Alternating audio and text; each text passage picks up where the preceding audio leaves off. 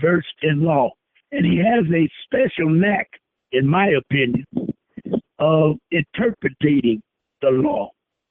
You know, they try so hard, the Europeans try so hard to write a gobbledygook. I call it gobbledygook. They try very hard to confuse you with language. They call it legalese. I call it the way it sounds, gobbledygook. However, if you don't understand it, then you're going to be in little trouble.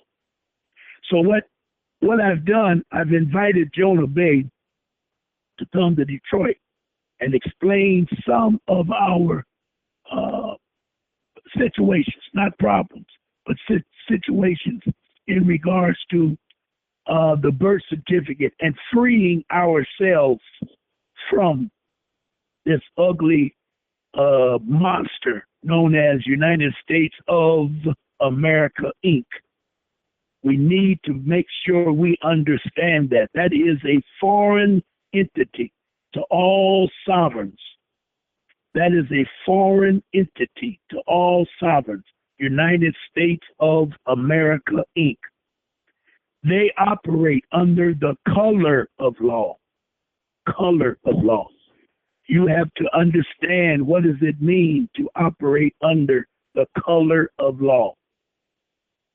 Black Law's Dictionary. I can get I can reach.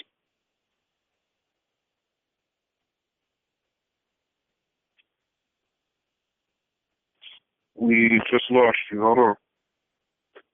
What's going on?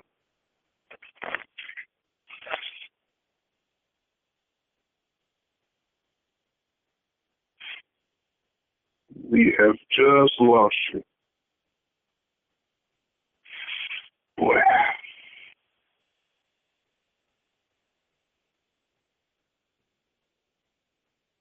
I cannot hear a thing you're saying if you are talking.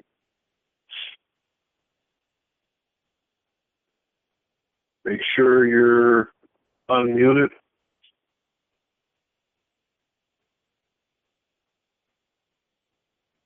All right, now can you can hear? I can hear you fine. I think that was my fault. Okay. Because you're coming through loud and clear. Okay. Coming through loud and clear. What I did, I got up to get my Black Law's Dictionary, and it must have hit and went out. So I got to remember that.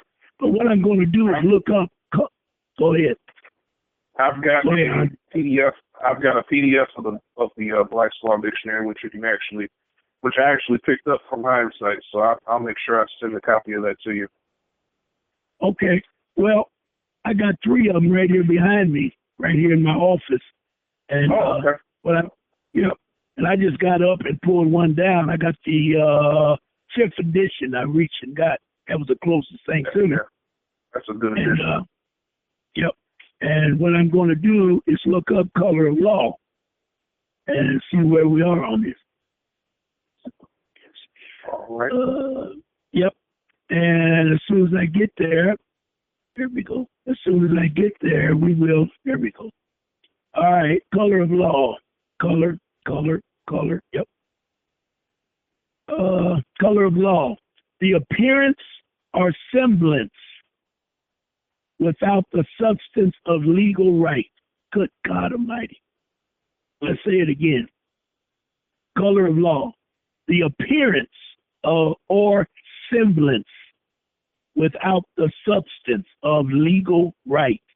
Misuse of power, possessed by virtue of state law and made possible only because wrongdoers is clothed with authority of state, action taken under color of law. Good God Almighty. You can't get any plainer than that.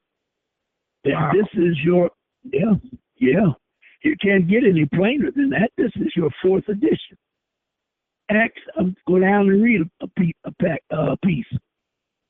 Acts under color of any law of a state include not only acts done by state officials within the bounds or limits of their lawful authority, but also acts done without and beyond the bounds of their lawful authority, provided that in order for unlawful acts of an official to be done under color of any law, the unlawful acts must be done while such officials are perpetrating or purporting, not purporting, or pretending to act in the performance of its official duty. Come on, man. Wow. Come on, That's man. like a blank check. That's a blank check for them to do whatever they want to do. As long as you act in while you're in the authority of your position. Oh, brother man. Oh, Wow.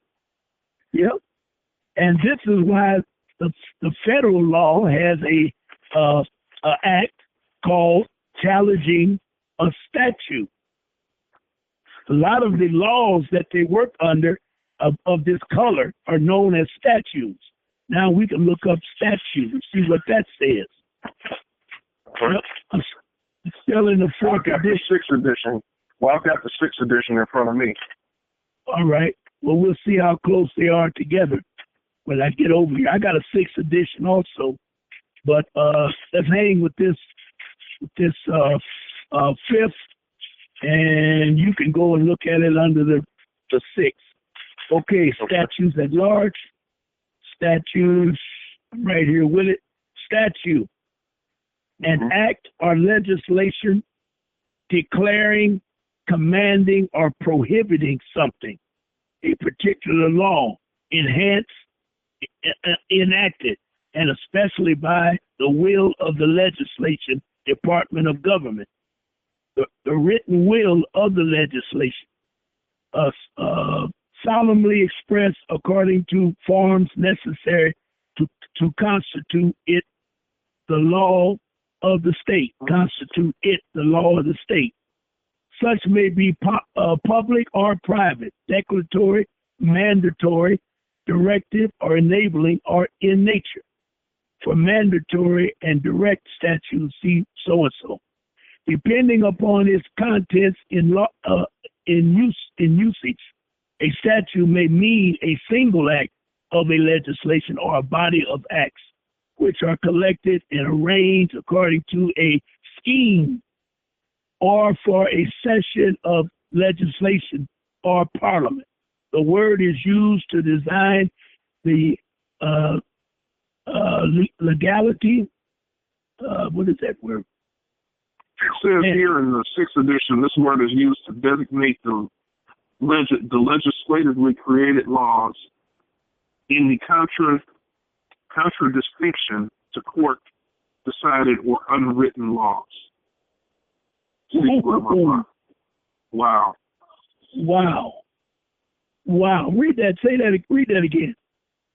This word is used to designate the legislatively created laws in contradistinction to court decided or unwritten laws. Then it says, see common law. I see where you are now. This word is used to designate. How do you pronounce that? The legislatively created laws? Yes, legislatively created laws. In the contradistinction. Yep. Yes. Court to court decided or unwritten laws. Man, that's almost as bad or worse than color of law. So they'll use a statute to support color of law when both of them are unlawful. Well, hell, the statutes is what's getting everybody killed right now. Yes, it is. Statutes of law. That's why we got so many people dying now, because they don't have their freedom, and these statutes that they've created allow them to kill these people. Wow. And not do a day in jail. And not do a day in jail. Let's look at common law. Mm-hmm. Common law. The distinction from law created by the enactment of legislature. The common law comprises the body of those principles and rules of action relating to the government and security of persons and property, which derive their authority solely from usage and customs of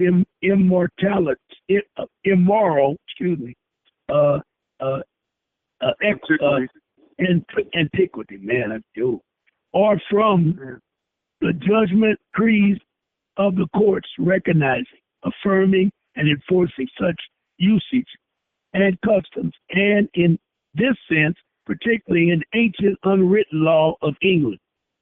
The common law is all statutory and case law.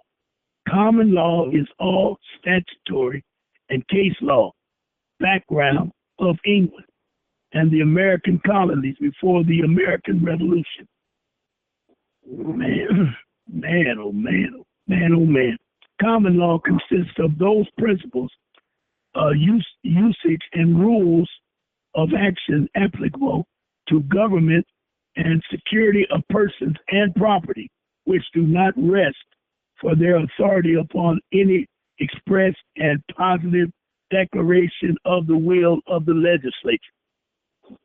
It wouldn't be bad to have Jonah, because Jonah's good at definitions and explaining. Have him go through a piece on, maybe give him about 10 words, but it all depends on our timetable.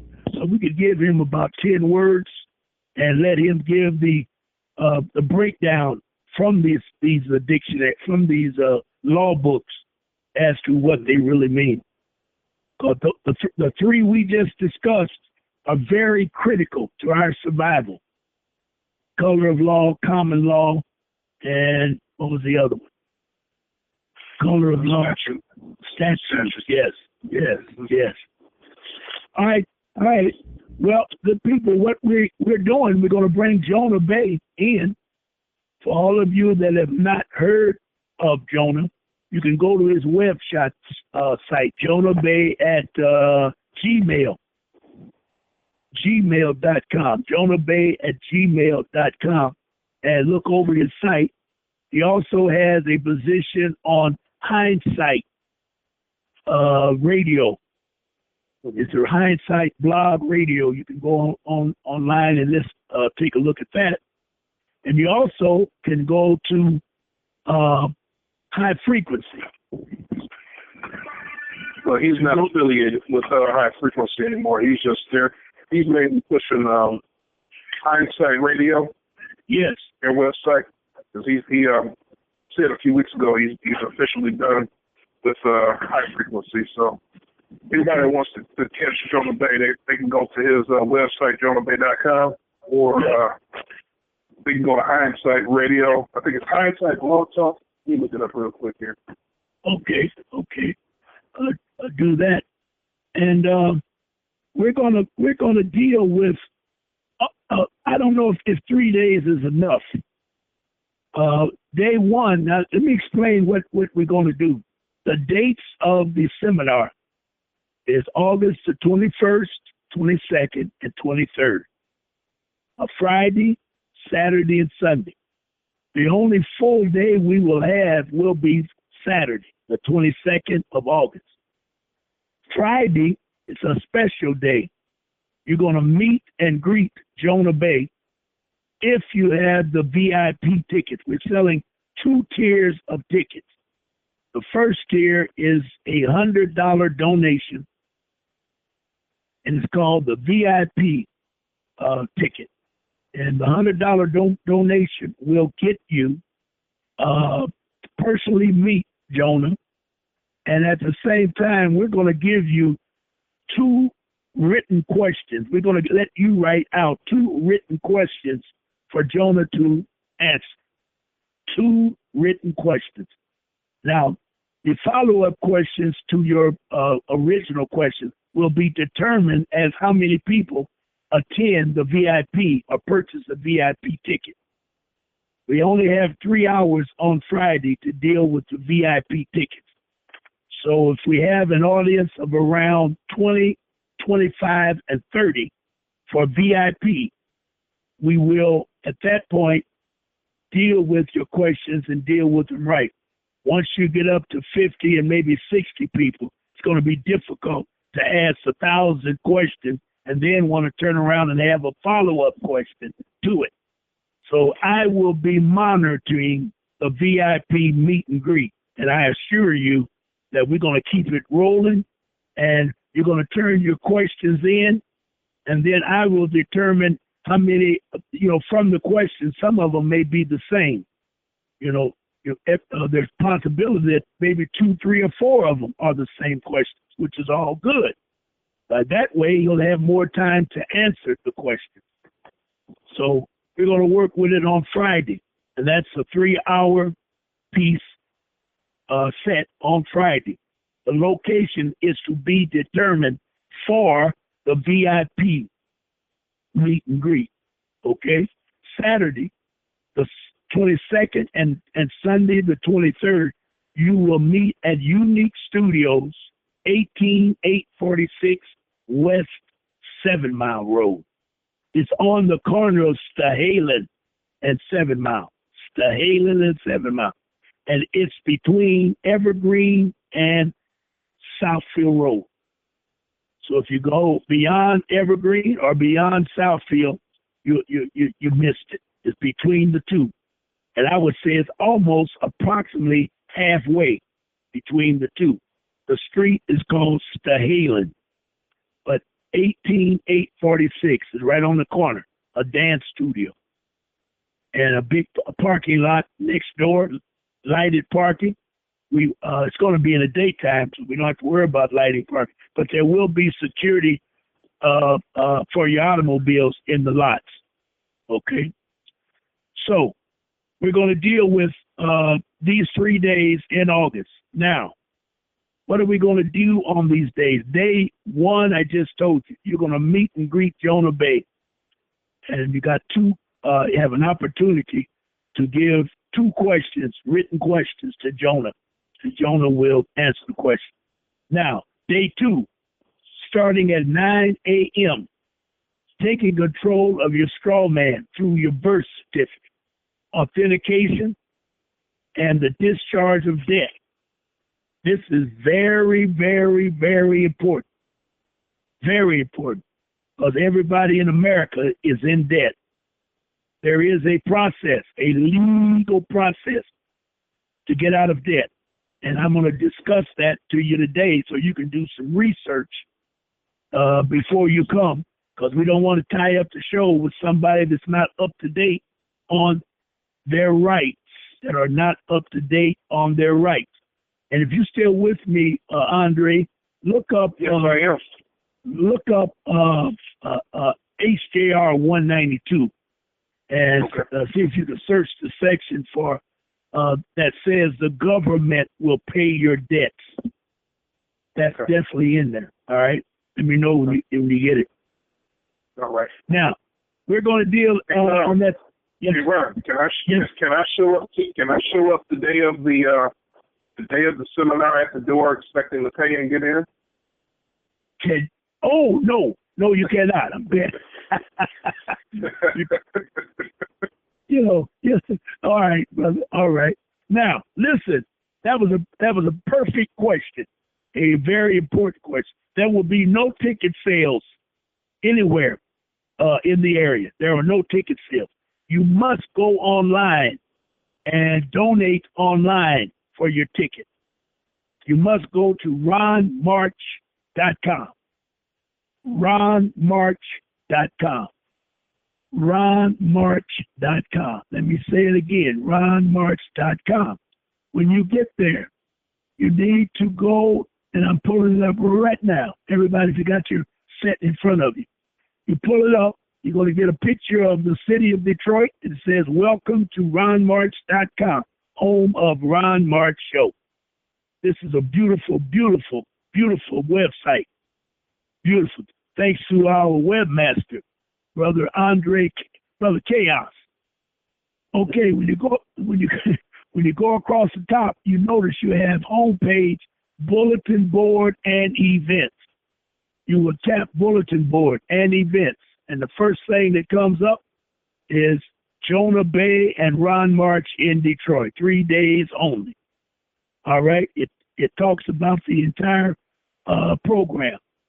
Now I'm going to go to, you can tap it to get it enlarged so you can read it, and that's where I was. I was reading it, and I went through day 2.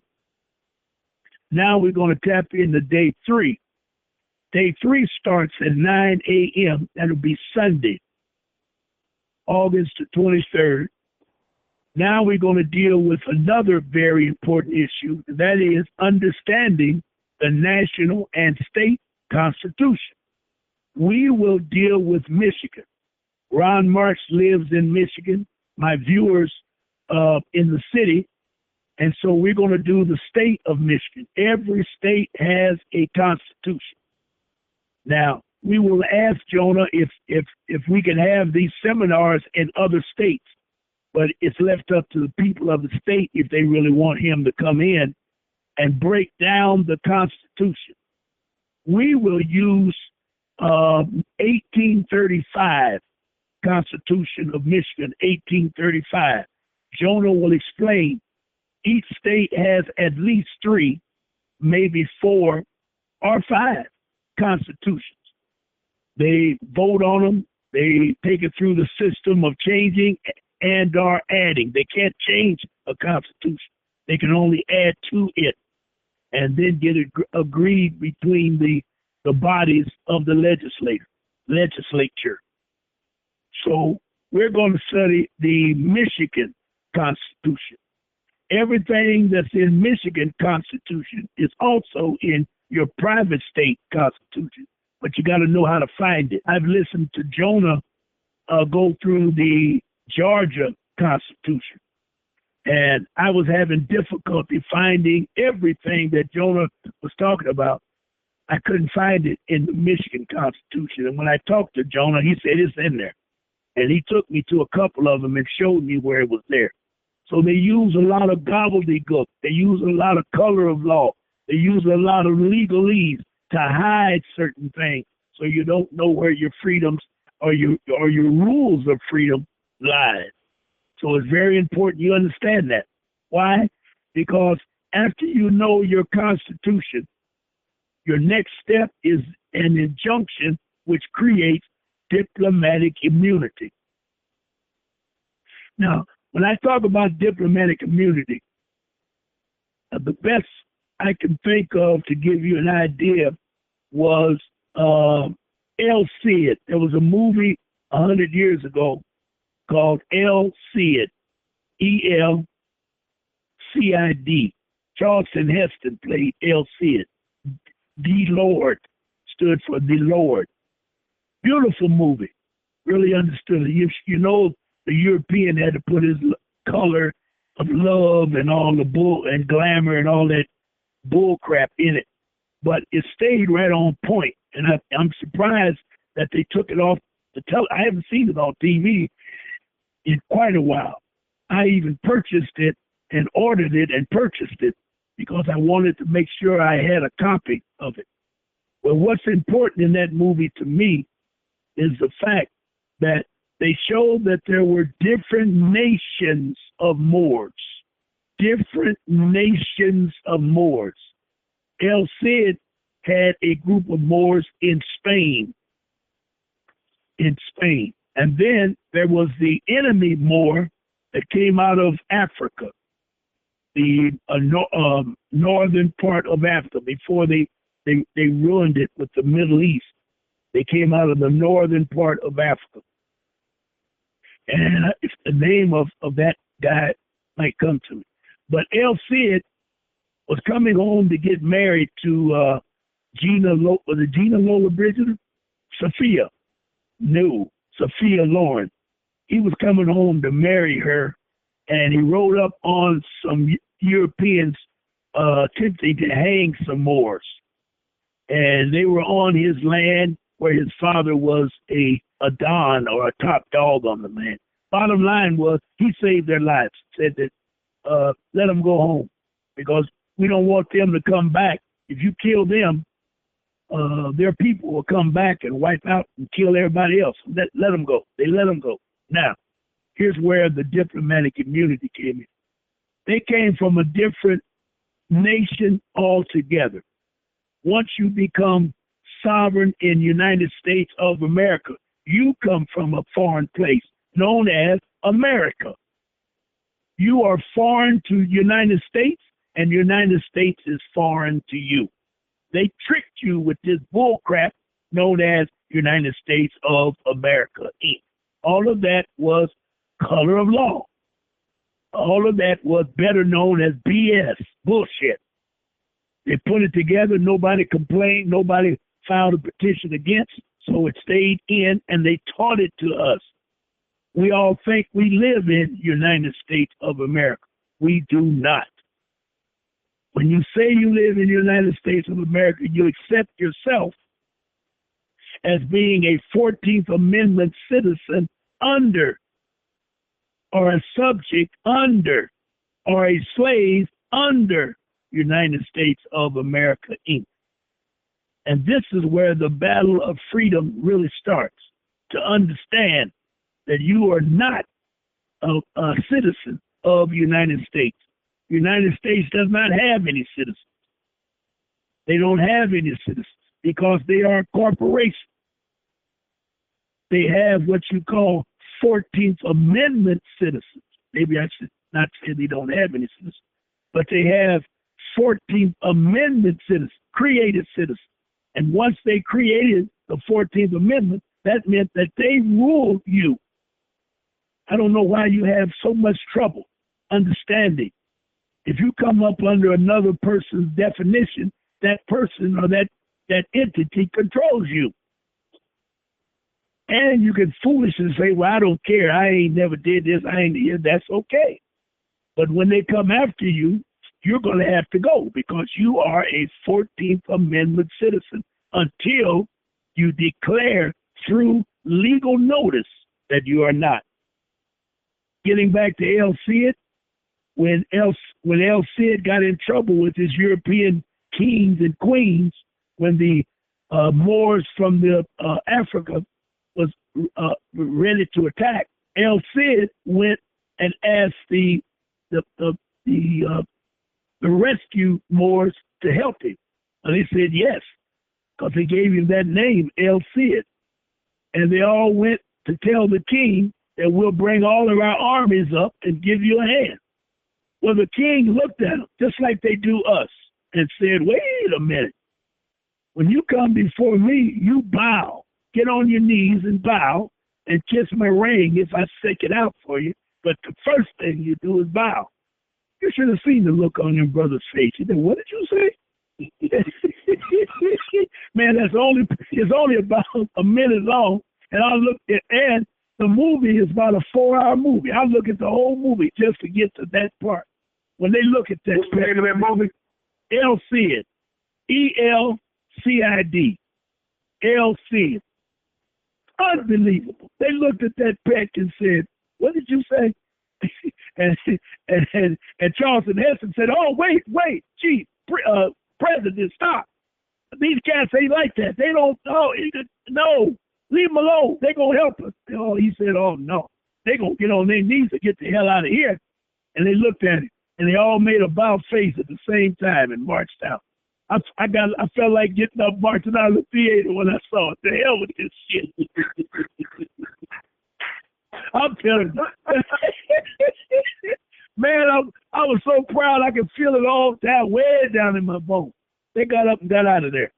But that's the point that I'm trying to tell you. Once we understand what the United States of America, Inc. is about, and we don't belong to them, we have complete with sovereignty a way out of them. But the surprising thing is they owe us. Not only do they owe us back pay, they also owe us for being on our land. This is our land, not theirs. And none of these agents, the so-called Jesse Jackson bunch and the Boulay bunch, none of them so-called successful niggas that my son called them coons.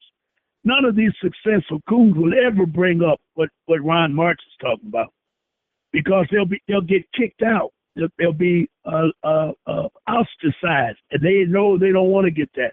They all living good. They got privileges. They got benefits. Their families are going to particular colleges. All kind of wonderful things are happening for them. So they will bow and agree. And I mean bow and agree with everything that's going down the pike. So I can understand. I can truly understand their position. But if they're going to be free, they need to get out of our way. And for us that want to be free, they should not stand in our way. They're only used by the system as a carrot to show everyone else, if y'all kiss ass like these niggas kiss ass, we'll let you do this. We will let you do that. L-E-T, let. We will let you do this. We'll let you get a scholarship. We'll let you. All of that kind of trash. They never give you self-determination for you to decide what you want to be. You know? Now, when I look back on some of the so-called Negro history, I can truly say we can reach back and get old Uncle Tom Booker T. Washington's talent and tent program and pull educated blacks out of the masses that did not get the opportunity to kiss the reign of the Europeans and start building our own nation. But the European knows if we ever step out and start building our own nation, he's through. He cannot compete with our competition, against us with competition. He cannot do it because everything he has was given to him from us. So if we start building our own nation, he's out of here. So this is the problem we have. Europeans like a cancer to the indigenous Americans. The European is a cancer. You can't get rid of it. He done got in here and set up this trash, and now he can't get out of it. We got to learn how to live and survive with him here, but not be a slave. So anyway, this Jonah Bey and Ron March seminar is a beginning. Let's call it a beginning of freedom. That's why we call it a freedom seminar. And we're going to give you so much information that you can bring your tape recorders, because you're going to need all the help you can get. We're even thinking about doing a pay-per-view, because I've got phone calls from the UK, I got phone calls from the Bahamas, and far away as Florida that can't afford to get in here on that date and wanting to know will there be, first they wanted to know will there be any DVDs, which I said yes. But then I said to our steering committee, why don't we look at the possibilities of doing a pay-per-view? And so we went to work and did research and found out that it can be done. So we're working on that project as we speak. And once we get it perfected, we will bring it on the net, bring it on the shows to let you know where to go, how to dial in, have your credit card, make a donation, and you can hear the program the 2 days. We're not going to do the VIP. You're only entitled to 2 days of the seminar, because you won't. And then again, as me talking, maybe we want to do the 3 days. We can do the 3 days, no big deal, but we'll talk about it. We'll get back with you to let you know what we decided to do. So it's all going to be, I'm telling you, I'm excited. I'm really excited because I know Jonah. And Jonah gets fired up. I'm telling you, he gets geeked.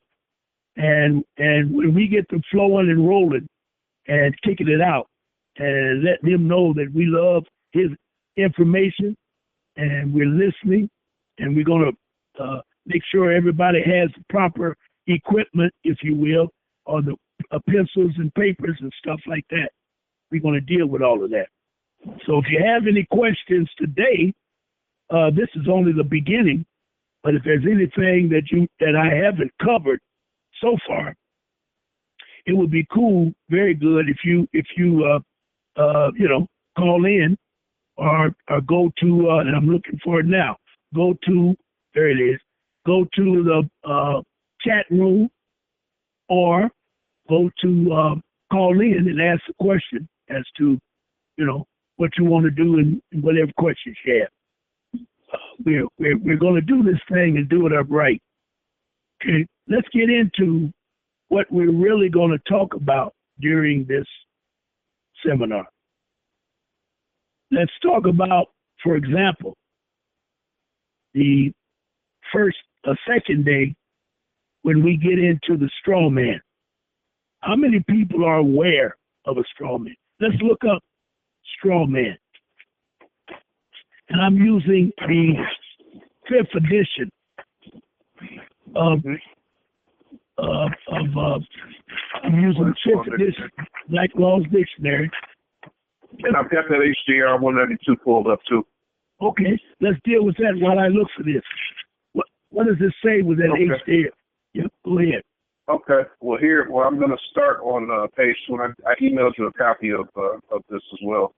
Okay. And I believe you can also pick up a copy of this HJR 192, a certified copy from off of, I think it's it's Hindsight Radio Commerce. Yes. .com. I think it might be up there. I know they're either getting ready to, or they are selling a copy of it. If anybody wants to get a certified copy of it, that they have. So anyway, at the top of the page here, it says, this is page 113, it looks like. Okay, I'm pulling it up now. Go ahead. Resolved by the Senate and the House of Representatives of the United States of America and Congress assembled that A, every provision contained or made with respect to any obligation which purports to give the obligee a right to require payment in gold or a particular kind of coin or currency or in an amount in money of the United States measured thereby is declared to be against public policy, and no such provision shall be contained in or made with respect to any obligation hereafter incurred. Okay, hold on. Where are you reading that? I'm looking at 77. Go ahead. Go ahead. Yeah, of that PDF I just sent you. Yes. It's the second page. I'm on the second page. All right. And the Top title of the second page. All right. Now the title says resolved by the Senate and the House Representatives that I see it. All right, got Yep. it. Yeah. Page 113. Mm-hmm.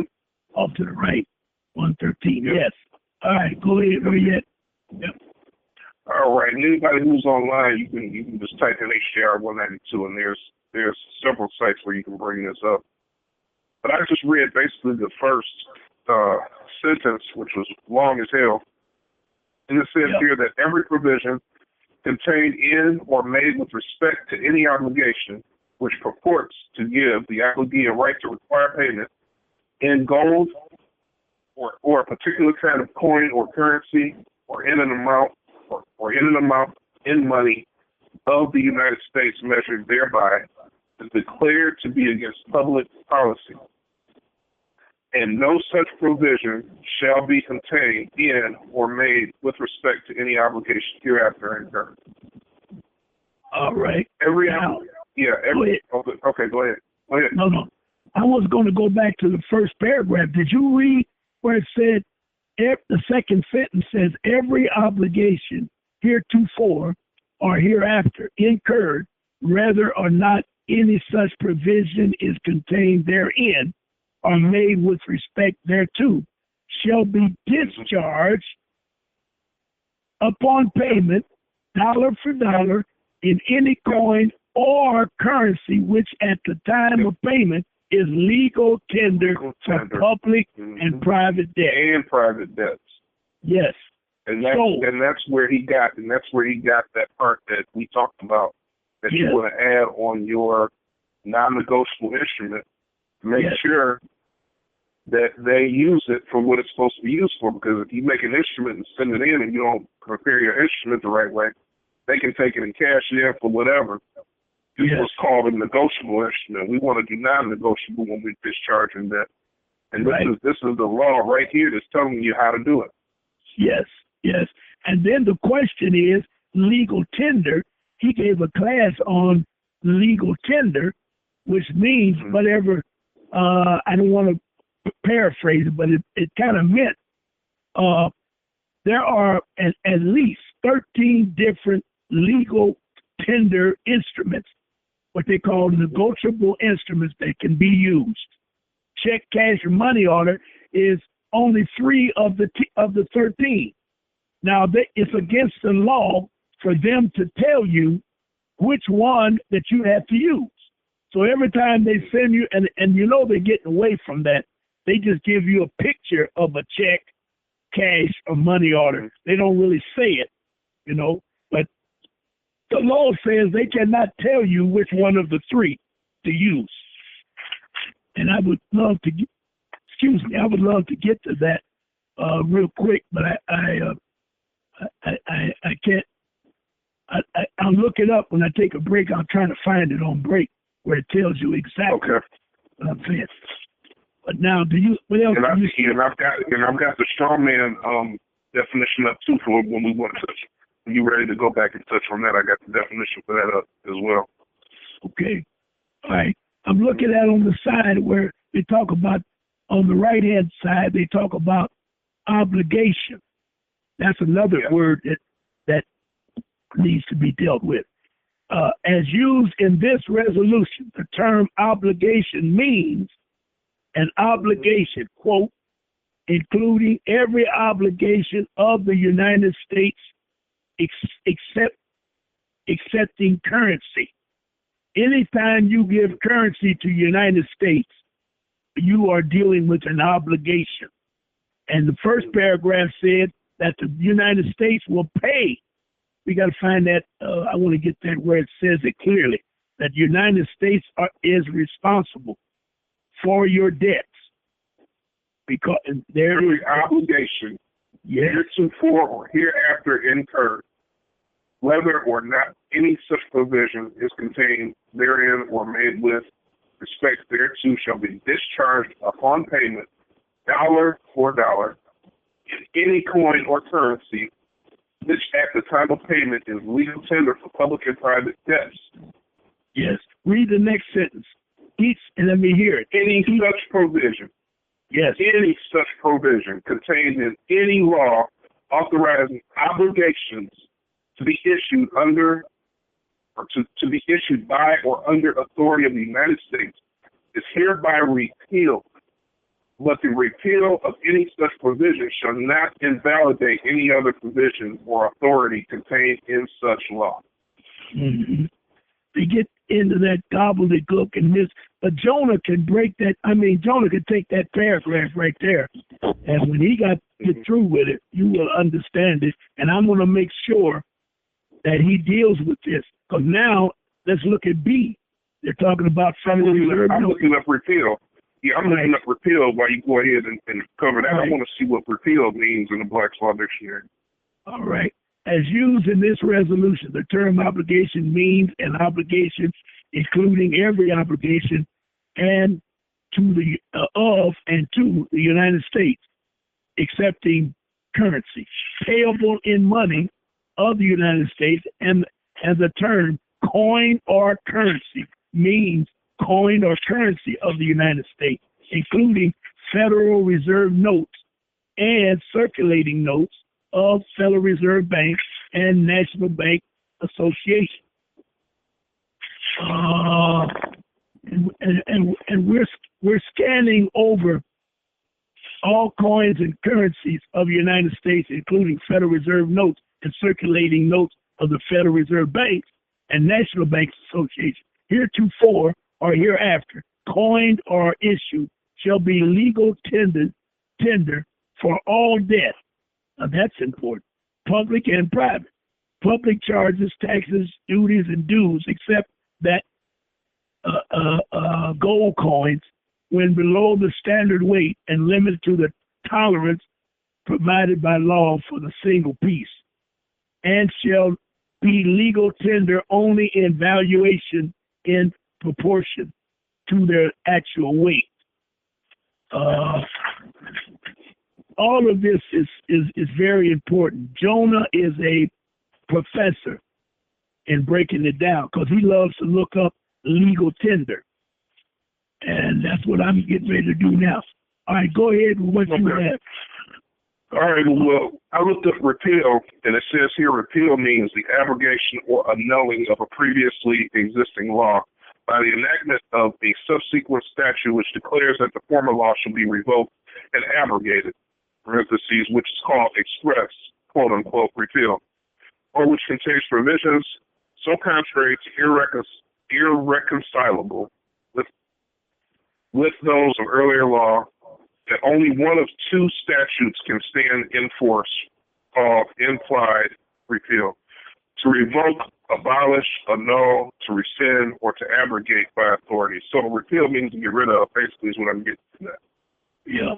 So what it sounds like to me that this first part that I read is saying that any such provision contained in any law authorizing obligations to be issued, in other words, stuff that you owe, once it's discharged, it'll be repealed, basically gotten rid of.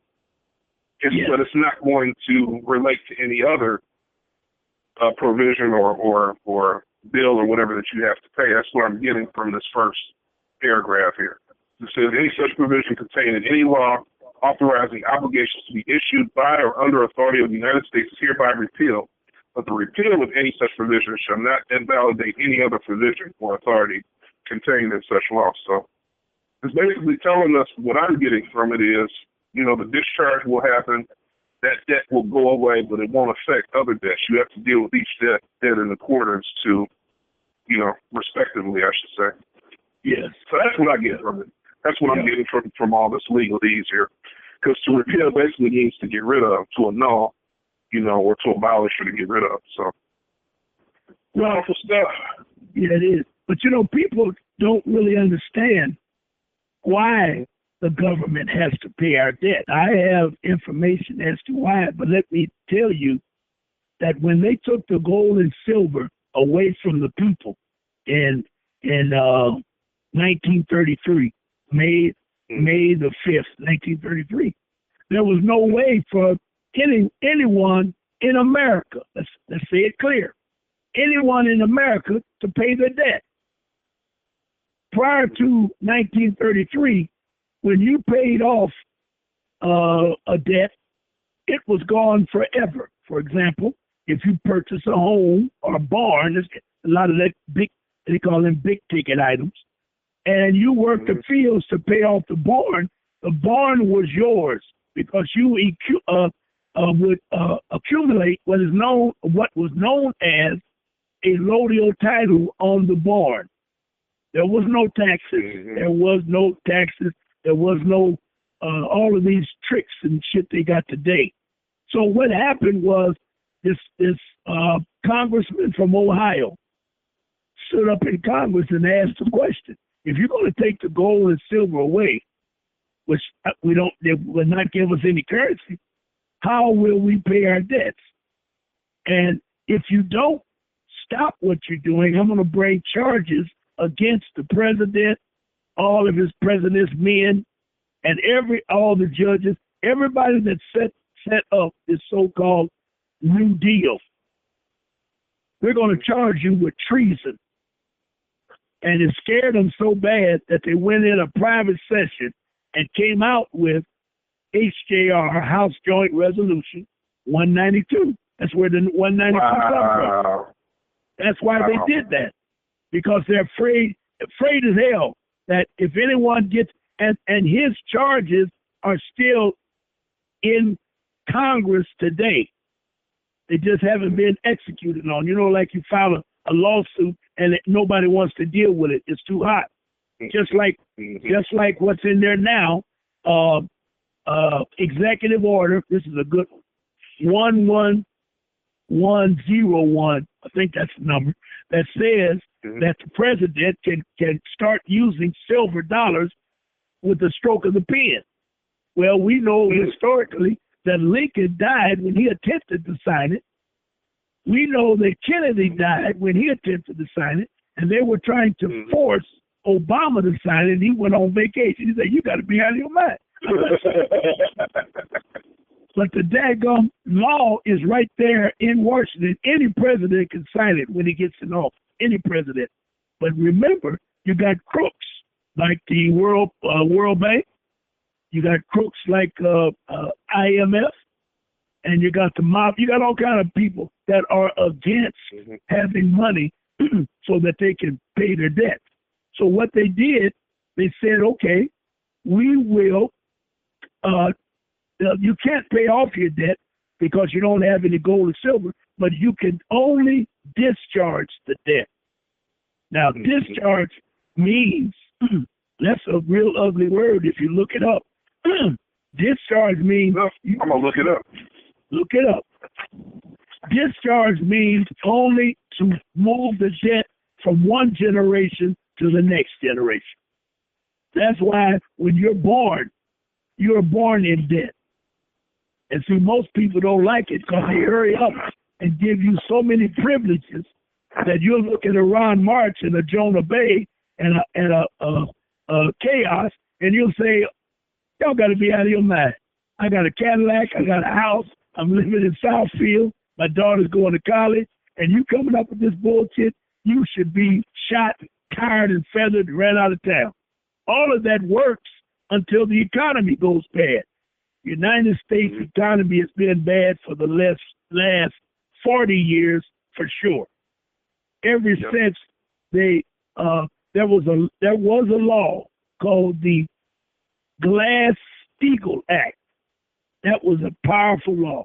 They put that in place when they found out that the New Deal would not work because there was too many hungry crooks in the banking industry that wouldn't play fair. So they came up with a law called the Glass-Steagall Act. Guess who repealed the Glass-Steagall Act?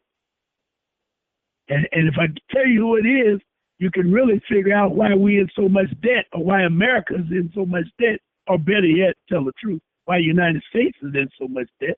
Because Clinton, who did Clinton beat? Who was the president before Clinton? Was it a Bush? We ain't got to think on it. I think it was a Bush. I think it was Bush. All right.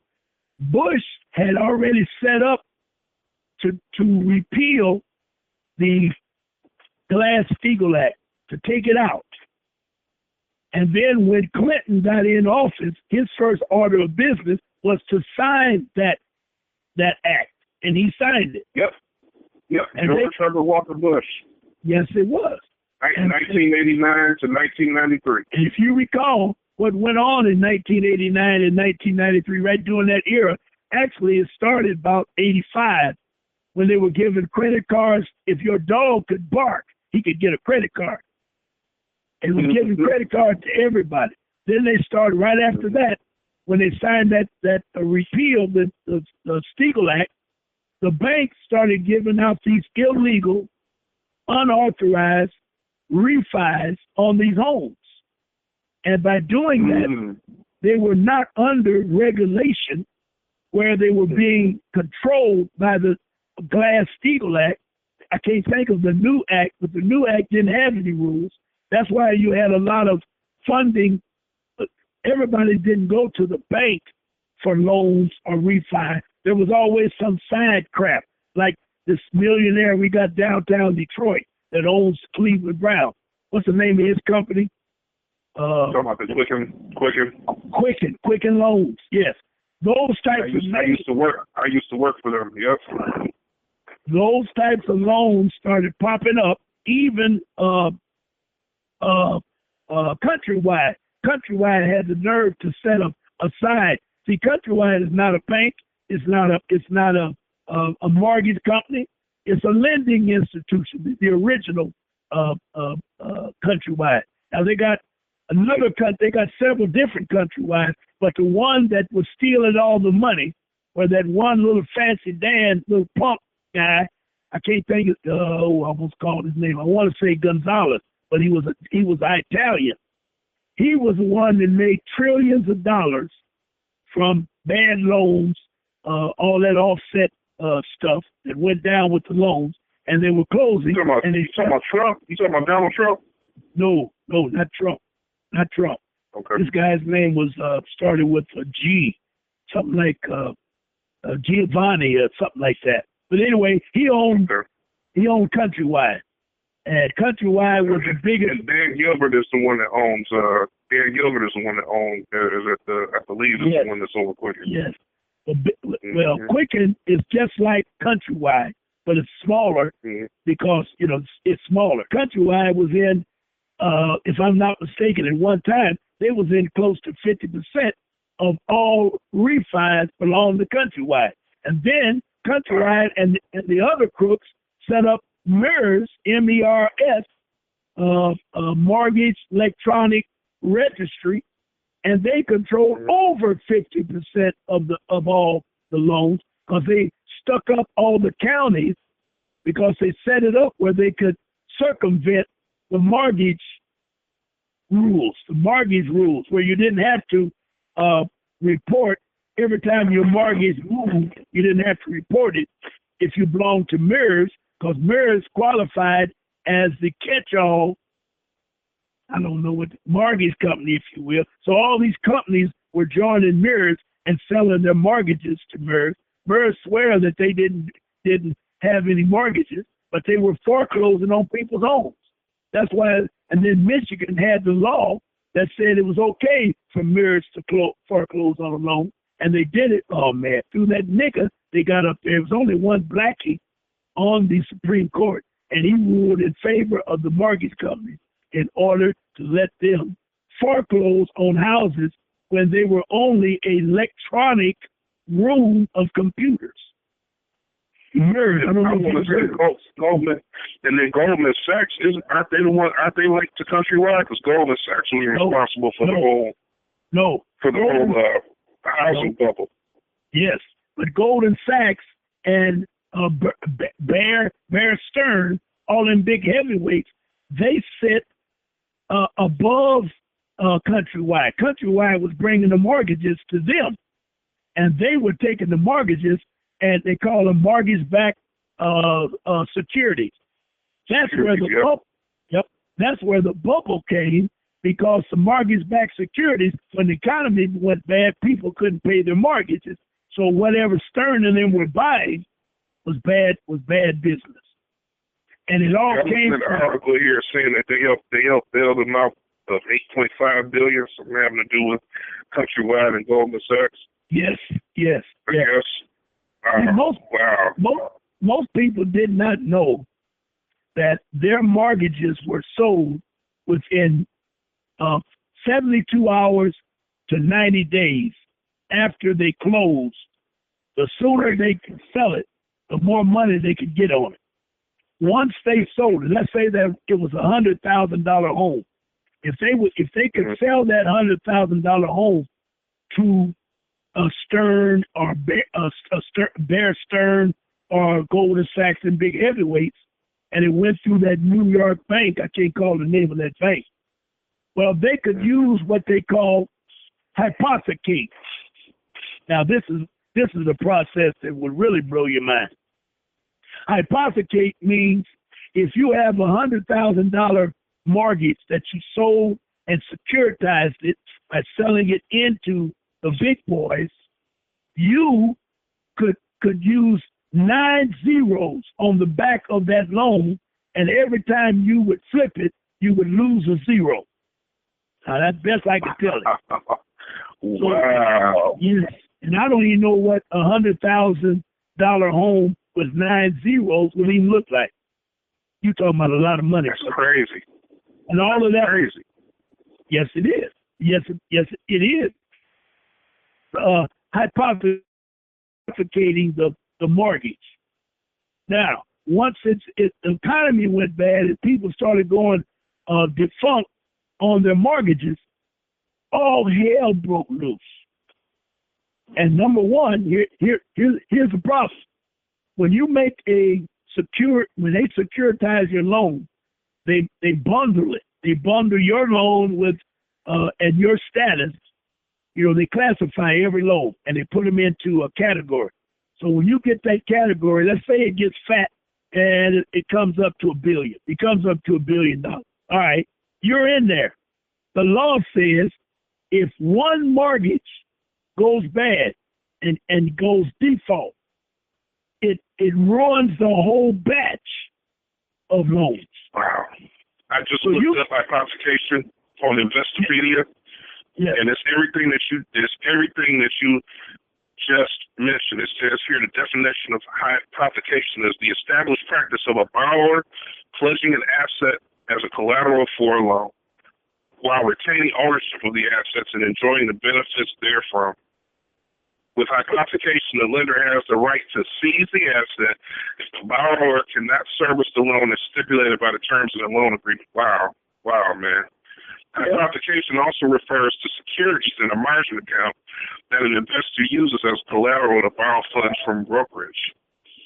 And here it says, since the practice of hypothecation provides a security to the lender because of the collateral pledged by the borrower, the lender generally offers the loan at a lower rate of interest than on an unsecured loan.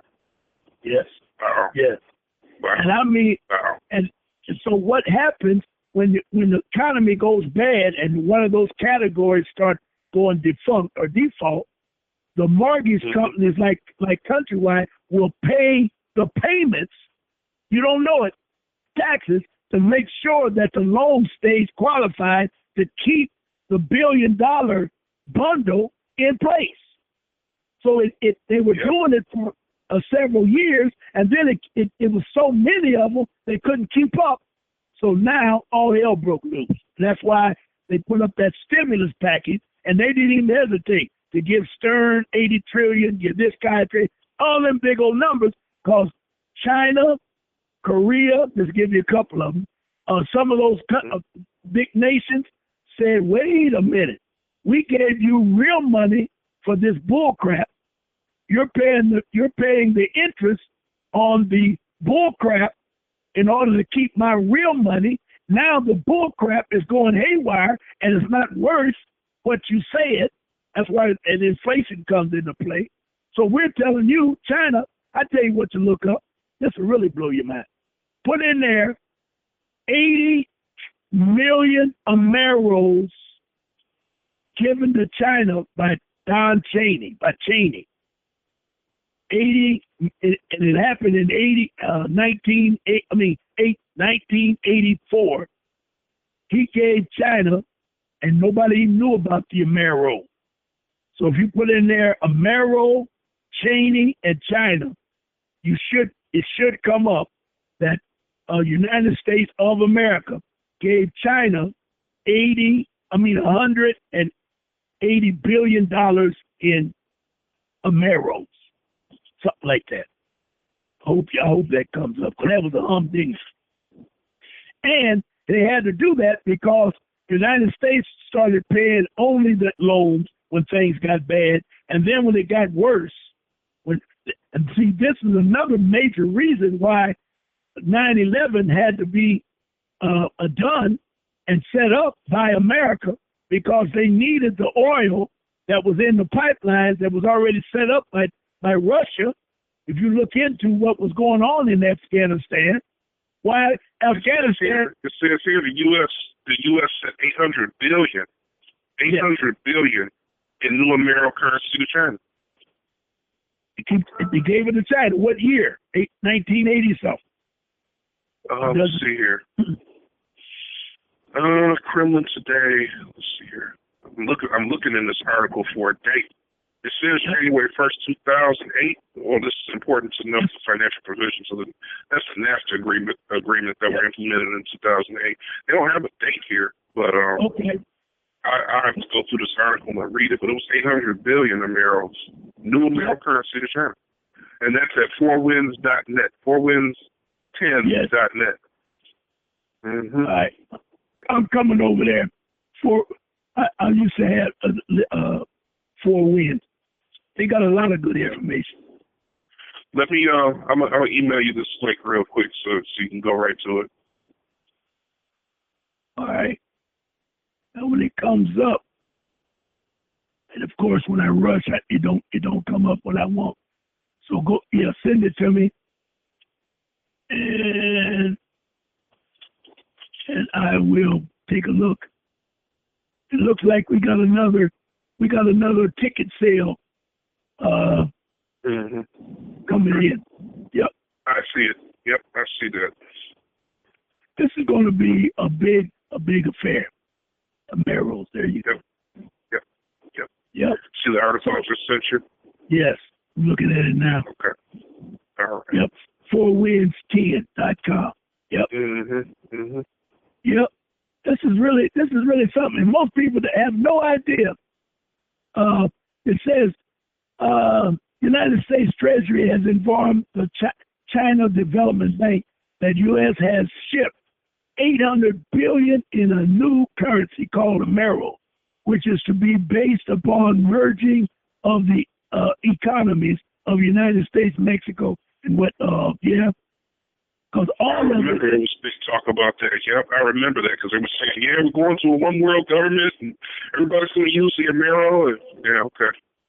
It says here, the current American debt obligation, there's an obligation again, to China, just to China alone, currently based on the United States dollar, is estimated to be staggering sum of $2.5 trillion.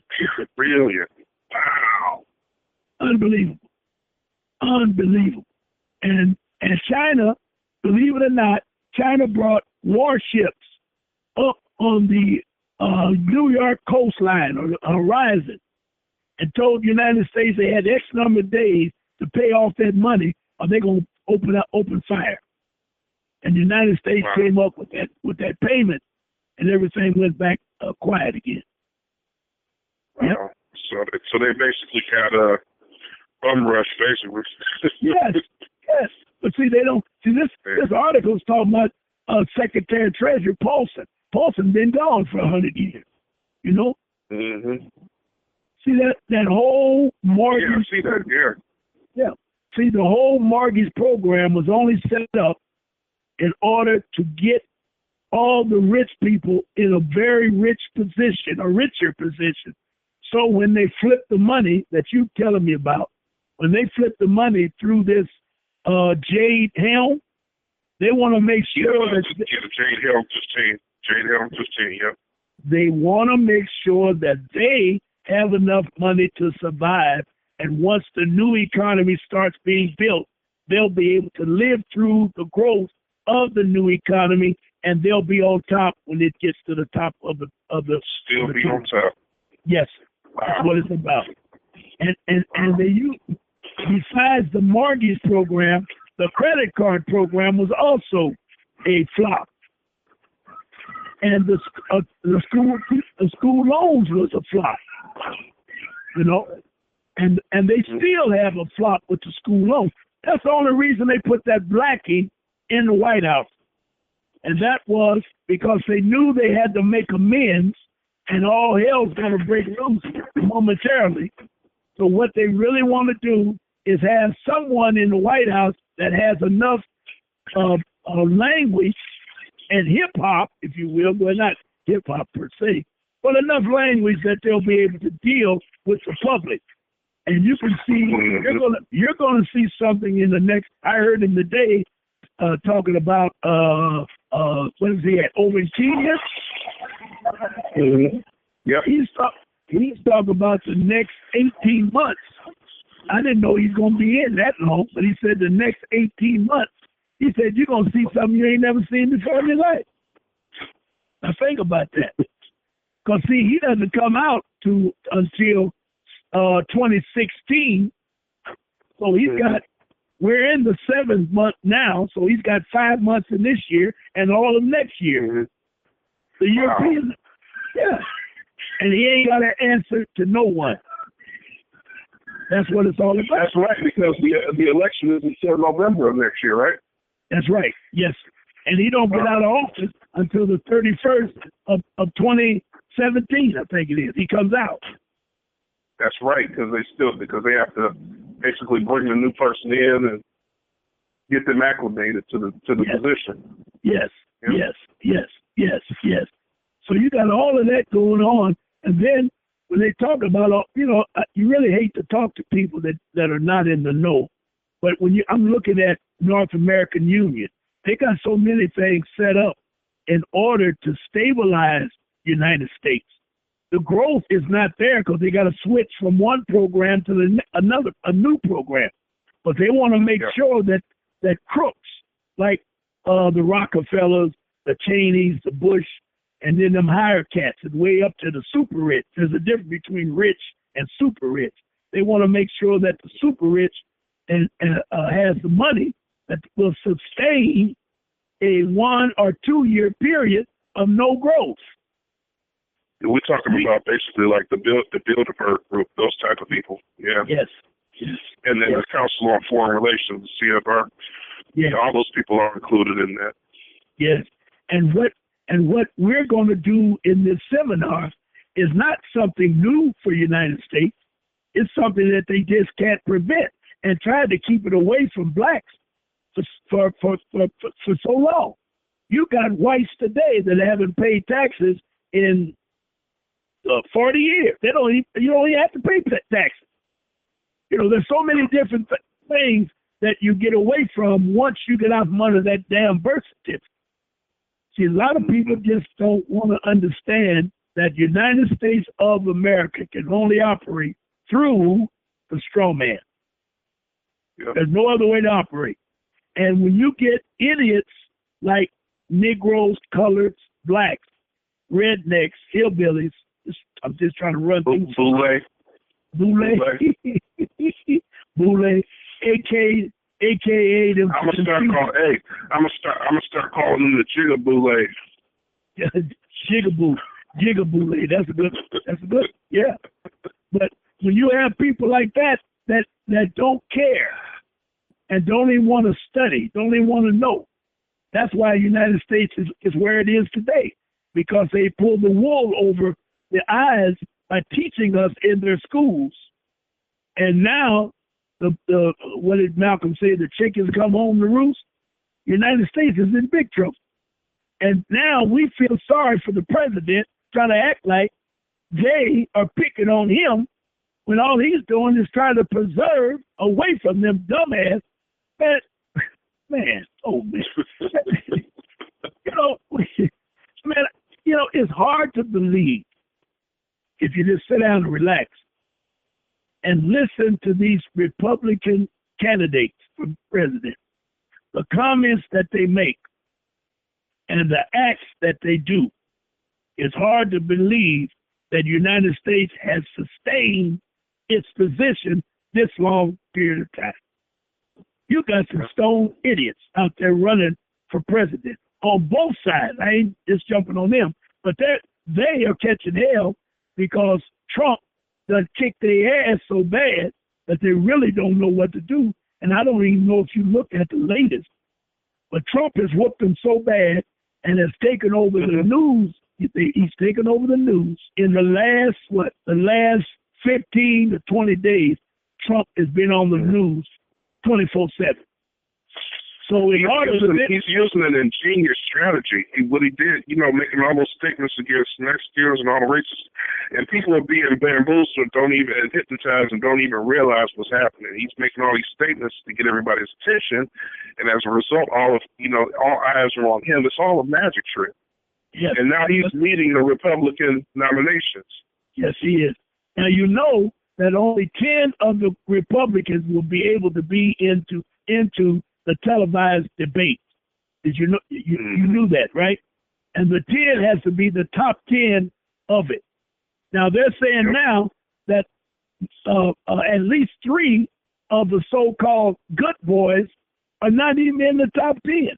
Like Graham, that damn Lindsey Graham, that bastard that was talking that I'm running for president and I'm going to kill every Arab. Now listen to this. He's going to kill every Arab in the Middle East. Yeah, he's going to send drones and bomb everybody, basically. Yes. And said,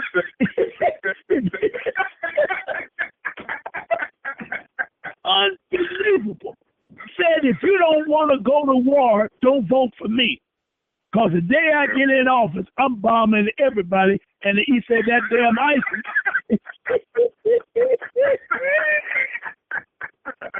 Unbelievable. And nobody said a word, man. And then when the killing, now, the killing was in his home state. The 9 blackies that got killed. He turned around and turned into a Martin Luther King. Oh.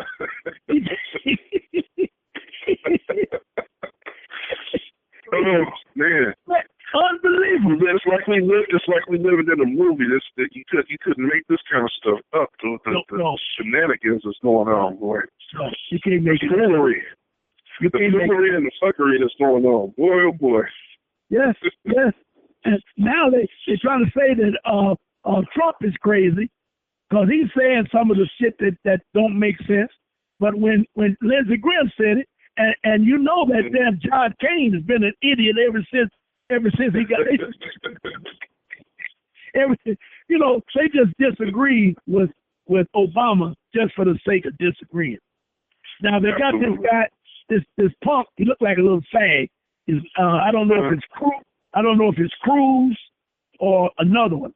They got on Fox News and said that not only do we not need Trump in the White House, because we already got one idiot in the White House. We don't want to go to another. Wow. Now, think about that. And he's running for president. And he said, when I get in, I'm going to dismantle Obamacare the first day, and the second day I'm going to dismantle the Iran agreement. They come out today and said China, Russia, Germany, England, and the Euro communities have all agreed with the agreement, and the United States was the last one to come on board. And this punk said he's going to dismantle it the second day he's in the White House and start World War III. They're not going. They ain't going to dismantle shit when it comes to that the Obamacare, because it's too many people making money. The whole medical thing is staying in bed with they lobbying. You got your lobbyists that are lobbying hard for that, so they're not getting rid of that. But listen, they put Bush in the White House, so don't tell me what they won't do.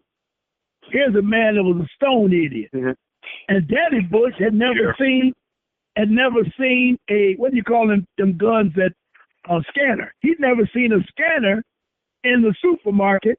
And he had nerve to go in there and campaign and stood at the cash register for 20 minutes trying to figure out how that thing works.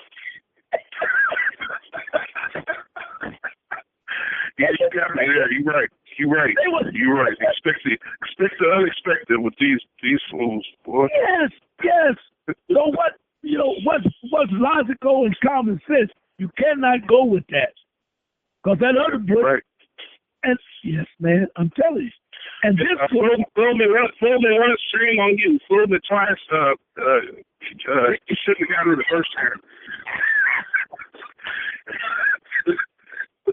You look like, what the hell did he just say? He'd read the book of the goat and the little kid, and had the book upside down, sitting there in the nursery reading it to him. And the book. I remember that picture. Yeah. And you tell me they ain't gonna do. Boy. Listen, it ain't too much they won't do. So. Yeah. Oh man. Never mind about that one. Well. Oh, unbelievable. So anyway, it's more than it's unbelievable. All right. So anyway, all I'm trying to say is they got Ron Martin. I'm looking at my chat room to see what we got over there. And any questions? I see somebody went in and grabbed the tickets for the event. That's good. All good. That was me. Yep, okay. That was me. All right. So anyway, we're going to deal with several different topics, but it's got to be right on the money with Jonah, because we got to make sure that people get not only their money's worth, they get an education when they come here. We're going to try and make sure that they're going to be new people when they leave from this seminar. They're going to remember this seminar forever. And they're going to go home and study so that they can become better Moors are better people in their own communities. Any way you want to look at it. Better Moors, you can be whatever you want to be. Just like I said, my DNA came back and they labeled me, among other things, as 9%, what do they call me? Indigenous American. That puts me before the so-called Indian. They call him a Native American. So they're putting me back with the founders of this North America, or the Olmec, or the Dogons, or the Mayans, all them heavyweights way back. And when you go back and read it, I love to tell people, go back and read it. If you look up Olmec, their history is so beautiful that that in itself will raise questions as to what the hell did this European teach me in school? Because the Olmec was in Nova Scotia, Canada, Upper New York, Ohio, Michigan, 4,000, 10,000 years BC. Now, they don't even want to talk about that. That's why they leave them out of the books. You got to go find it. You dig? And then when they say that they were related to the Dogons, that in itself brings on nothing but intelligence, because the Dogons had such a broad intelligence that they were talking and visiting astrological worlds of the stars and other planets. How did they do that? I don't know. You dig? I'm sure the European has it locked up somewhere, but I don't know how that they did that. But right today, they don't want you to talk about Mali. Because when you look up the Dogons, you're going to learn that the Dogons feared the Europeans so much, not on the physical plane, but the intelligent plane, that they lived in mountains and nobody knew how they dug into the mountains up high, almost like a high rise, and the European couldn't get up there. I don't even know how they got up. How did they eat? How did they sleep? How did they go up and down and get the food? All you got to do is go look it up, and you'll see that they did a hell of a thing historically. Plus, they knew and could see the black star that was behind Sirius. There was a planet, a star up there that had another star behind it that was labeled the black star. And they could see that star 24/7, 365 days a year, but nobody could see it unless they had knowledge of the third eye. Mm-hmm. And it's sick, they say, Ron, that you can still see that black sun. I forget how to do it, but they said you can definitely see it. I guess you have to have the right type of equipment, right type of camera or something, but they said it's still there and you can see it if you know how to look up in the sky and connect with it. Yeah. It's our history or our story is so devastating and such a tremendous I don't even know how to say it, but it was so powerful that the European didn't have the mind to comprehend it. So they would just, whatever they couldn't comprehend, they knew it was heavy, they just took it and locked it up. And they haven't locked up to date. I was told by some heavyweights that it's locked up in areas where if you don't have the right credentials, you don't get in, you can't get in and see it. Because that's why that's where the word mystery comes from, because my story is a mystery. Our story is a mystery. And remember what I said in the last show, they were talking about the Ali Shuffle, and they were talking about Noble Drew Ali, and what's his name?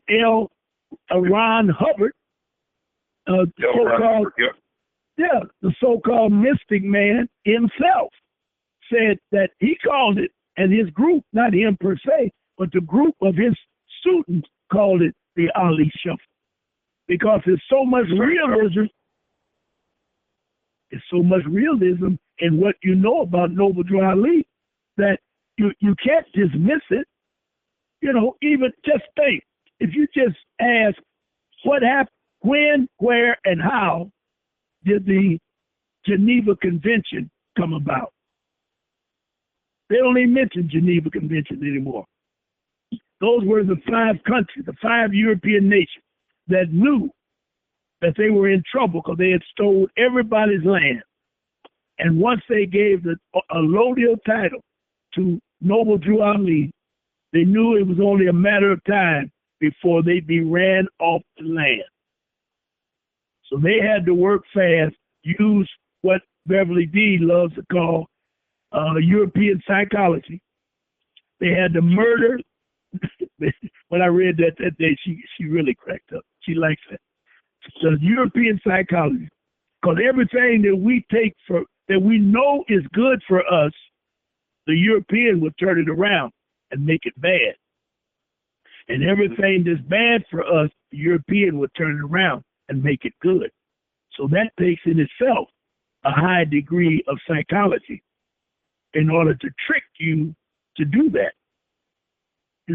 It's no coincidence that they've been killing us ever since they have been here on Earth. We were living at the time, so the story goes, hundreds of years old. And today, I think the average lifespan of a black man, male, is close to 65 to 70 years old. It's supposed to be over with for him. And some areas is less than 60 and 70.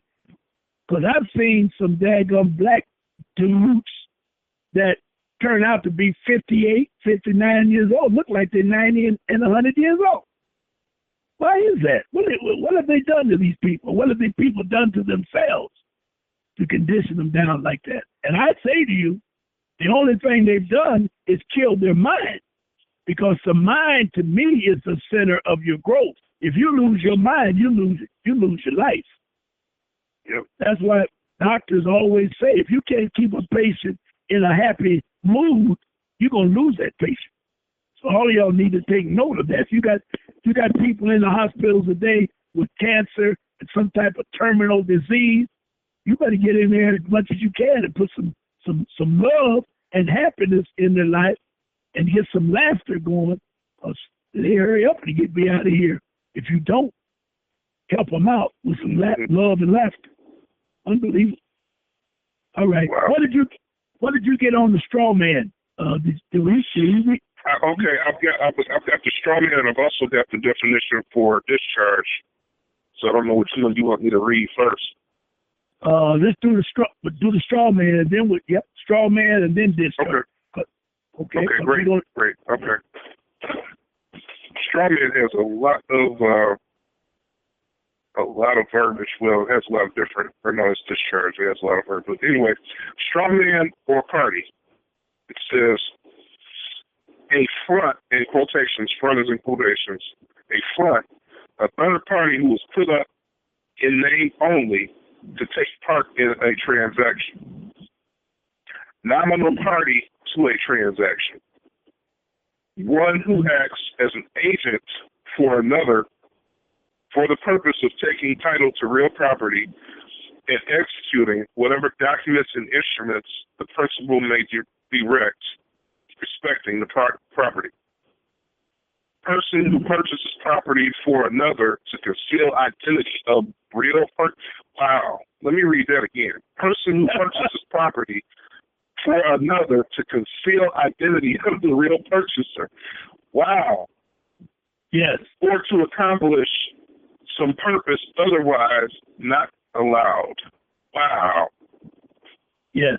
Now, let's just break that down for a second.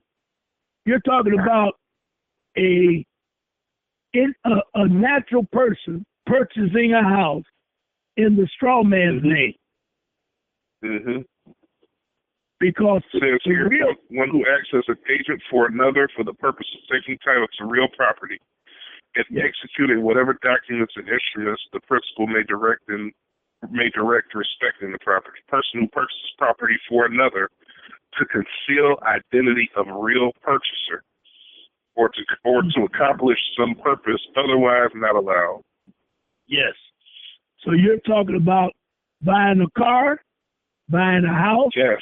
buying any credit you get in the United States, you are automatically supporting, creating, and living through the straw man.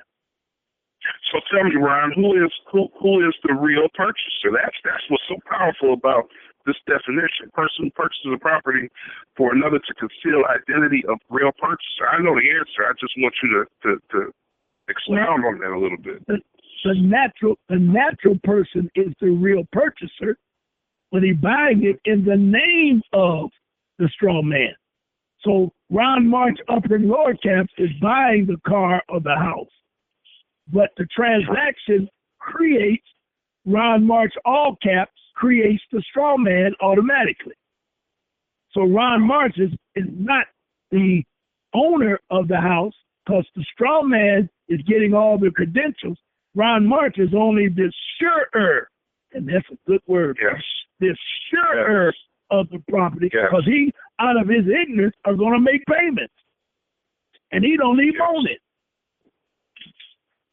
And that's deep. You don't even own it. Now, even if you pay cash for a car or a house, you think you destroyed the straw man, but no, you didn't. You created a super straw man if you pay cash. Why? Because you still don't own it. There's no payment, but they're going to make you pay the insurance. They're going to make you pay the taxes. They're going to make you pay the registration fees.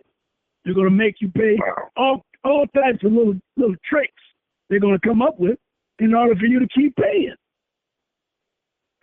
So if here's a good point too. If you are ignorant to all of this and you got a good income, you don't really care. So by you not caring, you almost say that don't exist. So the hell with you. Now, if I stand there and argue with you for a couple of days and you know you can't win the argument, you'll say, well, okay, but it don't make any difference because I'm going to keep on making payments and I'm going to keep on loving United States and that type of thing. And I don't have a problem with that, but you stand in the way of 100 more people that don't have the same opportunity. And then you'll turn around and support negative talk against them when they start robbing, shooting, and killing one another because they can't live and do what they want to do. You'll turn around and say, well, I don't know why they do that. They can get a job. Go to McDonald's, Murder Burger. Go, you can get a job. Don't say you can't find a job. You know, and when you don't have a chance to choose a job that you know you can make it with, then you got a problem of creating an angry employee that don't give a damn. And then he's either going to quit work, fail to go in, or have very bad attitude on the job. And we're beginning to see that every day now with forcing these people to go to work. You know, got to get up every day, go in, and at the end of the week, you're at zero. Once you pay your lights, gas, TV, car note, and everything you're supposed to pay, you're zero. So Monday, you got to start all over again. That's no way to live. You know, and you can easily say, well, you need to give up. And I've heard them say it. Well, we're going to turn your water off because you'd rather pay a telephone, a cable bill rather than pay your water bill. Yeah. Why do they have to have a choice? Exactly. You know what I'm saying? Exactly. When water is free, why do you have to have a choice? Then they'll say, well, you got to pay for the pipes. No, you don't. How long does it take to pay for pipes that's in the ground? And most of them are old and raggedy anyway. That's why you have so many problems and busted lines and bad streets and puddles and shit. So how long is it going to take for you to keep paying for the lights or for the pipe and telephone poles? DTE ain't bought one telephone pole wire to put up there. They replaced the ones that's there, but they never started it. It was always there for them. They got it from Mall Bell. What was it before? Whatever the name of it was before they deregulated them and made them break it down. But most people are not educated into what we're talking about. Most people today are just basically angry because they're in debt and can't get out of debt. And this is why we're pushing for freedom. You can call it a freedom of debt seminar, because we're going to definitely show you how you can get out of debt. And we're going to show you the laws that support you to be out of debt, because you're not supposed to pay your bills anyway. Legally, lawfully. We're going to show you lawfully how to get out of debt. And if you don't understand it, which we know a lot of you won't, all you need to do is take your notes and look it up for yourself. We're not going to stand there and argue with you over and over, trying to make you understand that this is this and that's that, and you need to do this and do that. No, that's foolish. We don't have time to do that. And I'm going to make it clear, because I'm going to give the first Saturday, I'm going to give the first presentation of the birth certificate. I'm going to give that and take it to the level of the, what's your name? You know what I'm trying to say? The affidavit. I'm going to take it to that level. And from that, you will have to understand what we're doing. That in itself is worth $1 million. We can just put a figure on that. By learning how to use your birth certificate to get free is worth $1 million. And that's being very conservative. You can't even put a price on it, what it costs.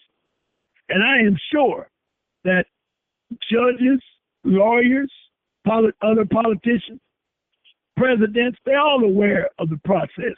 But the name of the game is keep it away from the masses. So you're going to be given an opportunity to come out, listen, take notes, take your paperwork and notes home, study, and educate yourself on who you are, where you're going, and what's in store for you in the future. Because there's some ugly things coming down the pike. What is it called? Jade Helm? That is Jade Helm 15. Yeah. Yep, Jade Helm 15. Yep. That's enough right there for you to tear the door down to try to figure out how to save yourself. But and it's just being implemented in 10 states already. It hasn't made all the states, but it's being implemented. From what I've heard and from the research, it's going on in 10 states now. They're prepping. They're getting ready. And probably gearing up and ramping up. Yep, they're probably going to turn it on at some time, and all the states are going to be prepared to deal with it. Is that how it's going to work? Sure. I'm sure. Yeah. Because they started out in Texas, and then, like I said, I was listening to another show the other night. They were saying it's literally in 10 other states. They had a guy on one of the shows I was listening to who was a contractor, and he does a lot of work with the government. So he's trying to speak out against it and things like that. But, they can only say so much. You know what I mean? Yeah. So, he's saying you better get ready. You better figure out what you're going to do as far as your finances go, because Greece was only the test bed. Yes. And Puerto Rico almost fell into it, but they had to bail them out because the timing was bad for Puerto Rico. Yeah, well, they're calling this new so-called, Jade Helm is actually the military response to civil unrest. That's really what, from what I've heard from the research that I've done, that's basically what it is. It's the military gearing up to deal with, you've heard about them buying the billions of bullets and things like that in the last few years. Yep. They're gearing up to deal with civil unrest. Yep. So the real thing will be that the holiday, and they're going to call it a bail-in or great leveling, as it's been termed, meaning that, the people that are, like you said earlier, sitting high, they're going to still be riding high, and the rest of us will have to battle it out and figure out what we're going to do. They're going to make it where we can't get the money out of the banks and, different things like that. So we really have to prepare for this thing, get our survival equipment together, all of that. And we're going to have to learn how to protect ourselves against the ignorant ones in the street. You know, we got to understand that some people are not going to understand what's going on, and they're definitely not going to be prepared. So they're going to take away from those that are prepared. So you're going to have to be, you better be in the know as to what's going on, because you may have to shoot and kill your own neighbors. Exactly, because everybody's still sucked into this hocus pocus trick bag, thinking that we're living in one thing, and it's actually basically like the Matrix. It's like the Matrix movie. So you got people that when times of crisis happen, they can't handle that stress, and you know, you might ask for food, and they might be hungry, and they're not willing to come over and bite our ass. They might come in trying to, you know, guns blazing. What are you going to do? You got to be ready for that. I know I'm going to be ready. Yeah. Stay strapped. And I ain't going to push me. Yeah. You know, if you look at it from the real position of the way we're talking about it, you're going to really need protection. Because if you go out in your backyard and start cooking some barbecue, for example, or cooking outside, it ain't got to be barbecue, some hamburgers, and you got people living. Now, what are they going to do? Now, you may say, okay, I'm going to give them some food, but now they're going to be greedy enough to take it all if they know you can't protect yourself. Yep. You know, so it ain't standing out there with the fork in one hand and a shotgun in the other. Yes. So you got to figure out how you're going to deal with this thing. And I'll tell you something else. Jade Helm there's been not Jade Helm per se, but there's been some government outfit that's been sending notices to the churches to tell them to get their parish or whatever, their congregations, trying to get them prepared. Some of the centers that you got, senior citizen buildings, trying to tell them to get prepared. Because when this thing comes down, Ryan, you talked about this over a year ago, and now they're just now talking about it. So you was up on it when it first happened, when the notices first started coming out, because everything you said is basically what they're talking about now, preparing for this thing. Yes. I remember I was talking in that time. I was talking about the North, what they call it, the Union, the North American Union, and the things they were doing, and how they were setting up and going to change the job status and shut down all these highways and stuff. It's madness, man. That's all I can say. It's just crazy as a Looney Tune, especially if you're not ready to do it. Now, I got one more point that we need to deal with, and we were talking about the straw man. Yes. Now, the straw man itself comes under a Latin word. Pronounce it. Well, let me spell it first. It's a two-word definition. ENS, one word, LIGIS. It's ligus. Now listen to this definition. A creature of the law, an artificial being, as contrasted with a natural person, applied to corporations, considered as deriving their existence entirely from the law. Wow. Birth certificate can't be anything else but a ligus, in ligus. Yeah, it's ligus. Because you have two birth certificates, one for the natural person that they keep on the state level, and one for the straw man that's kept on the county level. You can go downtown Monday and get a county birth certificate in 5 minutes to get a job, to get credit. If you need credit, you need a birth certificate. You could get that so quick and make your head spin. But now when you ask for the long form, now you run into a little small buzzsaw, little small buzzsaw. Because now most of them say they don't know what you're talking about. And I hear people, I had a call this morning that she was trying to order it and she didn't know how to, oh man, she didn't know if she should put her birth certificate, because her birth certificate is in her maiden name. She lives now in her marital name. And so when they asked for the person on the credit card, she was asking me, should she put her birth certificate name on it? I said, I said, wait, I couldn't catch it at first. Say that again. What are you talking about? She said it a couple of times. And I said, listen, whatever you got on your credit card, put that there so the credit will go through and you can get the birth certificate. And she just said, well, I just wanted to make sure. Now, those are educated people that are graduates from, high school, maybe a little college. But that goes to show you that what you learned in school was only to make you a better subject. I won't call you a slave. You don't like for me to call you a slave. But according to ins ligas, you are nothing but a creature of law.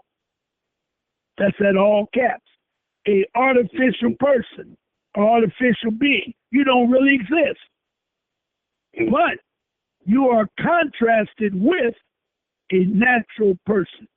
And to be contrasted means, that's a good word to look up, contrasted means that you look like, or you act like, or you sound like the natural person. I hear you flipping over. You're flipping over for contrast. Yes, I am. I hear you flipping. Yep. Got some contrast. I'm trying to get to it quicker than you, but I know you quicker than I am. I'm from the old school. Yep. Contrary. I'm in the area looking for an S. I might have to jump on Wikipedia to get that one. Yep, URST. Yep. Yeah, What you got? I don't see it in here. TRAS. TRAS. And ain't that something? It's not in the 4th edition. It's not the 6th edition either. I meant to say the 5th. I'm in the 5th edition. Yeah. Isn't that, okay, I've got isn't that something? I've got yeah, that's something. I've got the state of being. Now this is Google's definition. The state of being strikingly different from something else, typically something in juxtaposition or close association. So that's what we have there. Is that the best they can do? Well, that's the noun. If used as a verb, it means to differ strikingly. We're talking about contrast, right? Yes. Yes. Okay. Now, yes. I'm going to dictionary.com, and it says here, to compare in order to show unlikeness or differences, note the opposite natures, purposes, etc. of. As a verb, it means to exhibit unlikeness on comparison with something else, the form of contrast. In linguistics, verb means to differ in a way that can serve to distinguish meanings. In other words, the sounds and the contrast in the words pin and bend. To compare. Okay. I was just going to contrast. To compare in order to show unlikeness or differences. Note the opposite nature, purpose. Okay.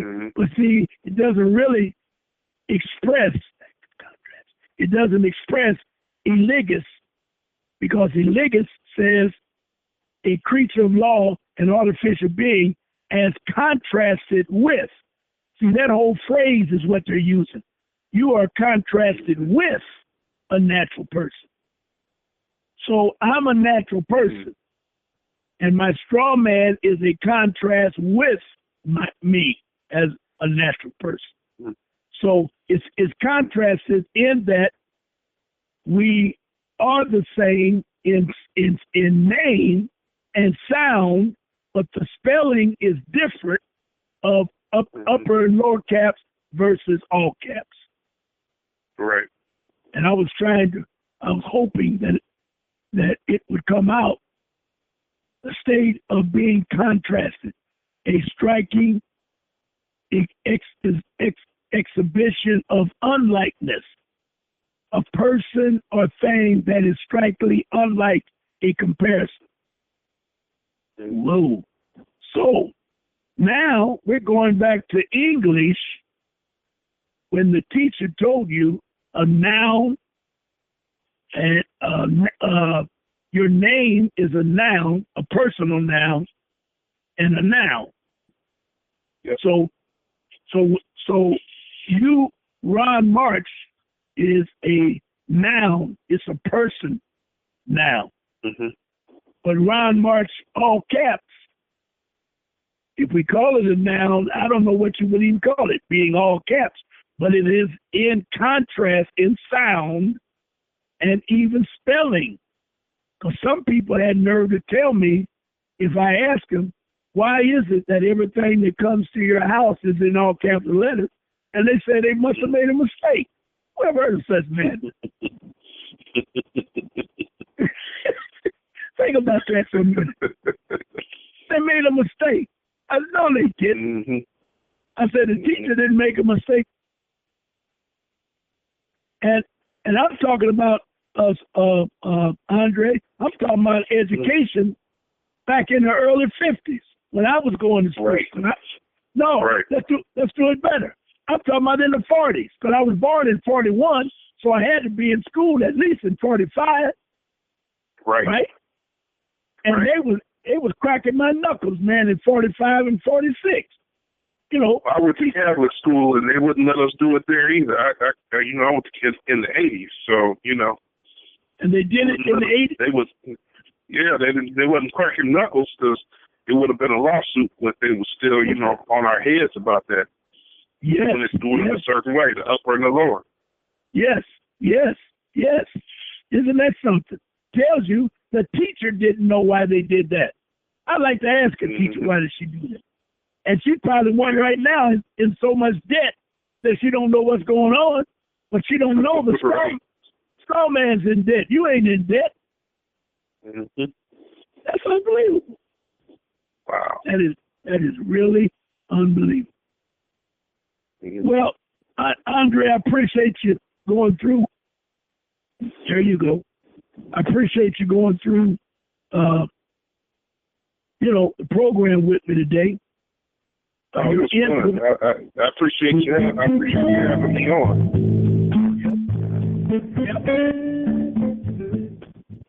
Yep.